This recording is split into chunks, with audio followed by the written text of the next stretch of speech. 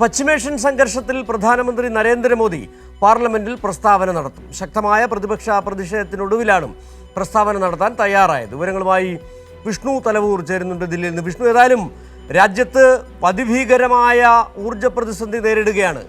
റഷ്യയിൽ നിന്നടക്കം crude oil കൊണ്ടുവരാൻ നേരത്തെ തീരുമാനമെടുത്തത് അമേരിക്കയുടെ നിർദ്ദേശമനുസരിച്ച് ആ തീരുമാനം പിൻവലിച്ചത്.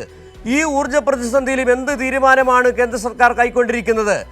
LPG കണക്ഷൻസ് ഇനി എത്ര സ്റ്റോക്ക് രാജ്യത്തുണ്ട്? ക്രൂഡ് ഓയിലിൻ്റെ സ്റ്റോക്ക് എത്രയുണ്ട്? കൃത്യമായി ബോധ്യപ്പെടുത്തിയിട്ടുണ്ട് കേന്ദ്ര സർക്കാർ. ഒരക്ഷരം ഇതുവരെ പറഞ്ഞിട്ടില്ല. ഏതായാലും നരേന്ദ്രമോദി എന്തെങ്കിലും പറയുമോ എന്ന് കാത്തിരിക്കുകയാണ് രാജ്യത്തെ ജനങ്ങൾ. എപ്പോഴാണ് 2 മണിക്കാണോ മോദി ലോക്സഭയിൽ പ്രസ്താവന നടത്തുന്നത്?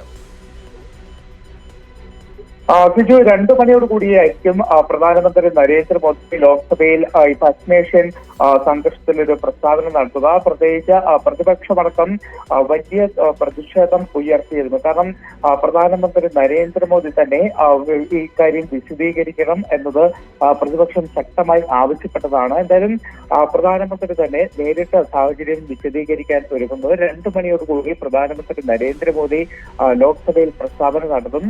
കഴിഞ്ഞ ദിവസവും ഇന്നുമൊക്കെയായിട്ട് നിരവധി ഉന്നതതല യോഗങ്ങൾ പ്രധാനമന്ത്രിയുടെ അധ്യക്ഷതയിൽ ചേർന്നിരുന്നു. പ്രത്യേകിച്ച്